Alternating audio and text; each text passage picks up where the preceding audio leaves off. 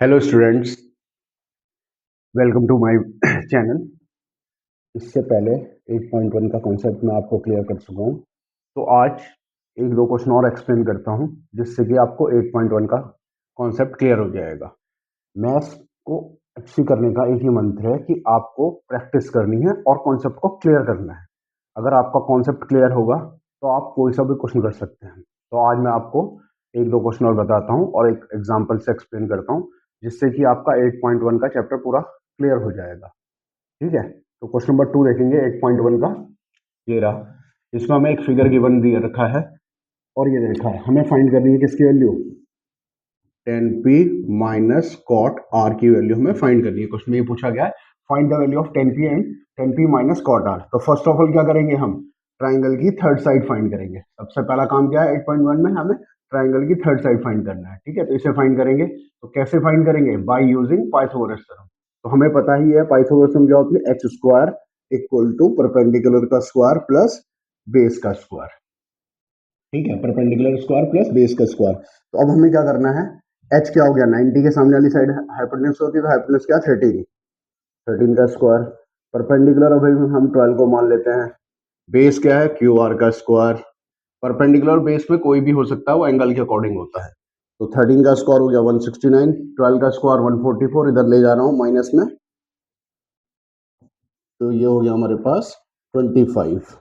तो Q R square की value 25, root निकाला क्यू आर, तो क्यू आर इक्वल टू 25। तो हमारी थर्ड साइड यानी ये जो थर्ड साइड है क्यू आर, वो क्या आ गई 25 सेंटीमीटर, जो भी यूनिट्स आपके पास होगी। नाउ वी फाइंड, हमें क्या फाइंड करना है, tan P minus cot R. अब हमें फाइंड करना है tan P minus cot R की वैल्यू फाइंड करनी है। तो टेन पी तो यानी कि पी, इस बात का ध्यान रखना एंगल पी, क्योंकि नेमिंग दी हुई है। तो पी, तो जिस तरफ पी होगा वो हमारा बेस होगा। तो ये पी एंगल इधर है, तो इसका मतलब ये इसके लिए इस टेन पी के लिए बेस है और ये परपेंडिकुलर है। परपेंडिकुलर हम हाई 5 निकाल चुके हैं। तो टेन का फॉर्मूला होता है पी अपॉन बी और कॉट का फॉर्मूला होता है बी अपॉन पी। तो इसके लिए परपेंडिकुलर क्या है, इसके लिए पी के लिए परपेंडिकुलर क्या हो गया 5 और बेस क्या होगी 12, तो 5 अपॉन 12। अब हमें फाइंड करना है cot R. Cot R find करना है, तो ये आर एंगल है, तो आर एंगल इधर बन रहा है, तो यानी ये इसके लिए बेस का काम करेगा, क्योंकि एंगल जिस तरफ बनता है बेस हमें उधर मानना है। पी के लिए इधर एंगल बन रहा था तो हमने बेस माना था, आर के लिए एंगल इधर बन रहा है तो ये बेस हो गया। तो फॉर्मूला हो गया बेस अपॉन परपेंडिकुलर, तो माइनस 5 अपॉन 12, दोनों कट गए तो आंसर इज 0। तो इसका आंसर क्या आ गया, 0 आ गया। सभी को क्लियर होगा। तो आप जितना प्रैक्टिस करेंगे मैथ्स में उतना अच्छा इंप्रूव होगा। अब मैं एक और क्वेश्चन बताता हूँ आपको आपकी बुक का, फिर उसके बाद दूसरी एक्सरसाइज पे बात करेंगे नेक्स्ट वीडियो में। तो देखेंगे हम नाउ क्वेश्चन नंबर 7 देखेंगे हम। ये सभी को क्लियर हो गया होगा, तो मैं आपको नेक्स्ट क्वेश्चन नंबर 7 बताता हूँ। Question number 7 of 8.1। बाकी आप प्रैक्टिस कर लेंगे, क्योंकि प्रैक्टिस आपको ही करनी है, तो जितना आप प्रैक्टिस करोगे उतना आपका मैथ्स इंप्रूव हो जाएगा। तो देखेंगे क्वेश्चन नंबर 7 पे हमें दे रखा है कॉट थीटा इक्वल टू 7/8, और इसमें हमारे पास दो पार्ट है। First part is 1 plus sine theta, 1 minus sine theta, इसकी वैल्यू फाइंड करनी है, 1 प्लस कॉस थीटा और 1 माइनस कॉस थीटा, और सेकंड पार्ट है हमारे पास कॉट स्क्वायर थीटा। ठीक है, तो हमारे पास ये हो गया क्वेश्चन। तो हमें इसमें ये दो पार्ट करने हैं।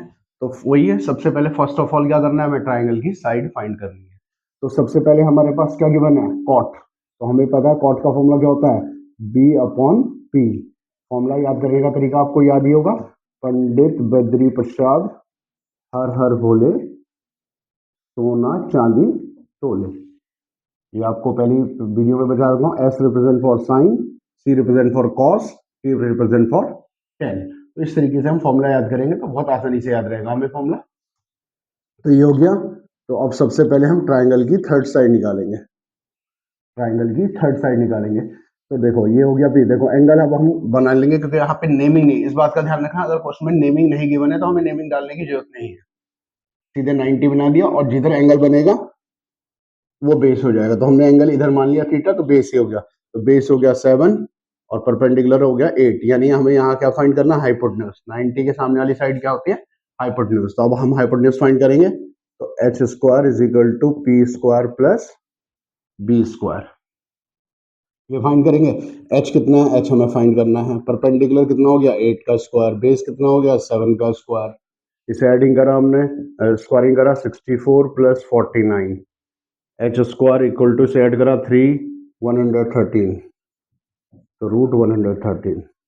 ऐसा कंपलसरी नहीं कि हर वैल्यू रूट से बाहर आए, ये रूट से बाहर नहीं आएगी क्योंकि किसी का स्क्वायर रूट नहीं है।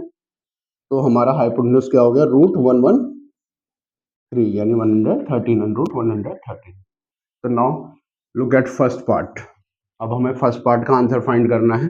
तो अब हमें अलजेब्रा की आइडेंटिटी, देखो हम डायरेक्ट भी वैल्यू पुट कर सकते हैं और पहले आइडेंटिटी भी लगा सकते हैं। अलजेब्रा की आइडेंटिटी लग रही है इसमें कौन सी, a plus B A minus B equal to A square minus B square. तो ये वाली आइडेंटिटी अप्लाई करेंगे तो क्वेश्चन आसान हो जाएगा। क्वेश्चन को आपको खुद ही देखना है कि कैसे आप इजीली कर सकते हो। डायरेक्ट भी वैल्यू पुट कर सकते हो और पहले आइडेंटिटी लगाओ फिर वैल्यू पुट कर लो। तो आइडेंटिटी लगाने से वैल्यू ज्यादा आसानी से आएगी। तो ये a प्लस बी हो गया, ए माइनस बी हो गया, तो ये हो गया ए स्क्वायर माइनस बी स्क्वायर, ये हो गया ए square minus B square. A plus B, A minus B, numerator और डिनोमिनेटर में ये लग गया। नाउ पुट द वैल्यूज, अब वैल्यू डालेंगे। 1 का स्क्वायर 1 माइनस साइन क्या होता है, पी अपॉन एच, पी हो गया 8, एच हो गया 113, तो 8 अपॉन रूट 113 का square upon 1 minus B base root 8 upon 113 का स्क्वायर। ये आपको सभी को क्लियर हो गया। अब इसे सिंप्लीफिकेशन करना है, तो सिंप्लीफिकेशन के लिए वाली फिगर मैं आपके लिए रब कर देता हूं। यहां तक आपको सभी को क्लियर है। सबसे पहले क्या करना है, हमें ट्राइंगल की थर्ड साइड निकालनी है। तो ट्राइंगल की थर्ड साइड हमने निकाल दी है, वैल्यू हमने पुट कर दी है। अब हम इसे सॉल्व कर लेंगे। सिंप्लीफाई करना है तो अब सिंप्लीफाई करेंगे इसे। तो यहाँ पे मैं सिंप्लीफाई कर देता हूँ, इसको मैं रब कर देता हूँ यहाँ सिंप्लीफाई करके। अब आंसर आपको ला के दिखाता हूँ, ठीक है। तो इसके आगे यहाँ से कर रहे हैं हम। तो देखो 1 का स्क्वायर होता है 1 और 8 का स्क्वायर क्या हो गया 64 और रूट 113 का स्क्वायर करेंगे तो 113 आएगा। इसी तरह से 1 का स्क्वायर 1, 7 का स्क्वायर 49, रूट 1 का स्क्वायर 113 आ गया। अब बहुत सारे बच्चे क्या करते हैं, इसे डायरेक्ट काट देते हैं। ऐसा नहीं होता, रूट 113 से 113 नहीं कट सकता जब तक कि हम उसे एलसीएम लेके सॉल्व नहीं करेंगे। इसके नीचे कुछ नहीं है तो 1 मानेंगे। तो फर्स्ट ऑफ ऑल आपको क्या करना पड़ेगा, एलसीएम लेना पड़ेगा। तो हमने न्यूमरेटर का एलसीएम आ गया 113, डिनोमिनेटर में भी एलसीएम आ गया 113। अब 1 की टेबल में 113 आता है, 113 माइनस 64, 1 की टेबल में 113 माइनस 49। अब कट सकता है 113 से 113, क्योंकि एलसीएम लेने के बाद कटेगा, पहले नहीं कटेगा। अब इसे माइनस करेंगे तो इसे माइनस कर हमने कितना आ गया 949 और ये बच गया हमारे पास 525। 39 माइनस 25 नहीं बचेगा, 13 माइनस 9 ये बच गया 13 माइनस 9 4 और ये बच गया 64। तो आंसर इज 64 अपॉन 49। तो फर्स्ट का आंसर आ गया हमारे पास 64 अपॉन 49। क्लियर। इसी तरह से हमारे पास सेकंड पार्ट है। सेकंड पार्ट के लिए क्या करना है, हमें सेकंड पार्ट में हमें निकालना है cot square theta. Cot square theta, तो कॉट क्या होता है, बी अपॉन पी, तो बेस ये हो गया पी हो गया। तो 7 अपॉन 8 और इसके ऊपर स्क्वायर लग रहा है तो स्क्वायर करेंगे, क्योंकि तो स्क्वायर लग रहा है तो स्क्वायर करेंगे। तो 7 का स्क्वायर 49 और 8 का स्क्वायर 64, 49 अपॉन 64।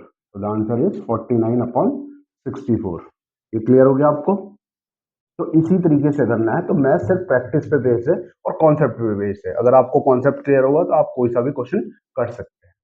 अब मैं आपको एनसीईआरटी का एक और क्वेश्चन एक्सप्लेन करता हूं, उसके बाद आप प्रैक्टिस करेंगे तो आपको क्लियर हो जाएगा। क्लियर। तो अब हम देखेंगे एनसीईआरटी का नेक्स्ट क्वेश्चन। ये आप सभी को क्लियर हो गया होगा। तो अब देखेंगे next question, question number 10 of 8.1।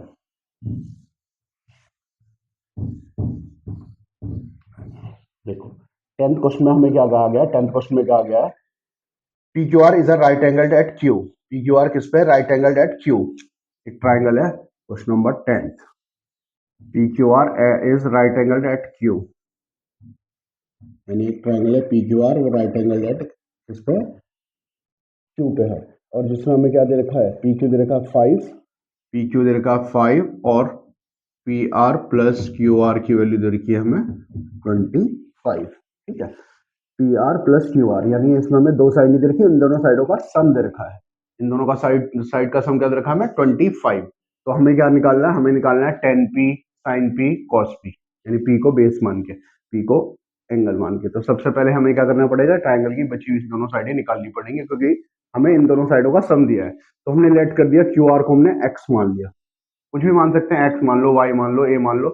तो हमने क्यू आर की वैल्यू एक्स मान ली, यहाँ पे एक्स पुट कर दी, और यहाँ से हम पी आर की वैल्यू निकालेंगे। तो पी आर की वैल्यू जाएगी 25 माइनस एक्स, तो ये आ गया हमारा पी आर 25 माइनस एक्स।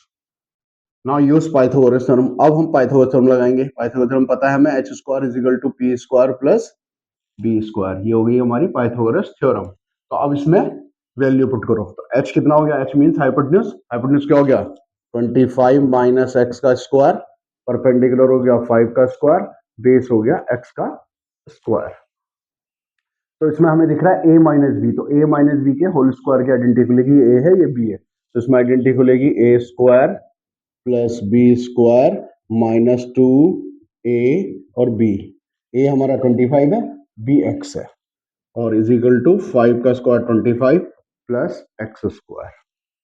अब इसे सिंप्लीफाई कर देंगे, 25 का स्क्वायर हो गया 625, 625 हो गया, प्लस एक्स स्क्वायर, इसे मल्टीप्लाई करेंगे 25 टू जा 50, 50x, और ये हो गया 25 प्लस एक्स स्क्वायर।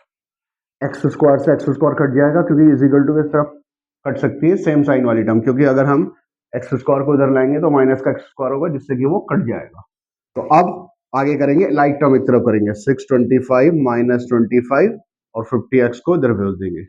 ये तो आपको पता ही होगा कि लाइक टर्म ही आपस में माइनस हो सकती है, यानी एक्स वाली एक साथ होंगे, विदाउट एक्स यानी कांस्टेंट टर्म एक साथ होंगे। तो इधर कांस्टेंट टर्म में आ गया 600 इक्वल टू 50x, तो एक्स की वैल्यू निकाल दी हमने 600 अपॉन 50, तो एक्स की वैल्यू आई काट के 12, यानी कि हमारा जो बेस निकला है वो कितना निकला है, बोले ये जो निकला है क्यू आर, वो क्या हो गया 12, और परपेंडिकुलर क्या होगा 25 माइनस 12 इक्वल टू 13, ये हमारा हाइपोटेन्यूज क्या हो गया 13 हो गया। तो अब हमें फाइंड क्या करना है, हमें फाइंड करनी है तीन value, sine P, cos P और टेन पी। हमें क्या फाइंड करना है, साइन पी, कॉस पी और टेन पी फाइंड करना है, ठीक है। साइन पी, कॉस पी और टेन पी। अब ध्यान रखना पी, तो यानी पी को इधर हमें इसे बेस लेके करना है, क्योंकि पी एंगल इधर बन रहा है, ये बेस है, ये परपेंडिकुलर हो जाएगा, और ये हाइपोटेन्यूज 13 हो गया। तो साइन पी का फॉर्मूला होता है P upon H, perpendicular upon hypotenuse. तो परपेंडिकुलर क्या हो गया, एक्स की जो वैल्यू थी 12, पी अपॉन एच है, तो 12 अपॉन हाइपोटेन्यूज क्या निकला है 13। कॉस क्या होता है बी अपॉन एच, तो बेस कितना है हमारा 5 और हाइपोटेन्यूज कितना है 13, और 10 क्या होता है परपेंडिकुलर अपॉन बेस, तो परपेंडिकुलर कितना है हमारा 12 और बेस कितना है 5, तो ये हमारे आंसर आ गए। तो हमें इसी बात का ध्यान रखना है, कॉन्सेप्ट को क्लियर रखना है मैथ्स में, कॉन्सेप्ट को क्लियर रखो और अब प्रैक्टिस करो, प्रैक्टिस करने से ही मैथ्स आपका इंप्रूव होगा। आई होप सभी को क्लियर हो गया होगा ये बात। किसी को कोई अगर दिक्कत है तो मुझसे कमेंट बॉक्स में पूछ सकता है, या मेरे व्हाट्सएप नंबर पे भी पूछ सकता है। Thank you.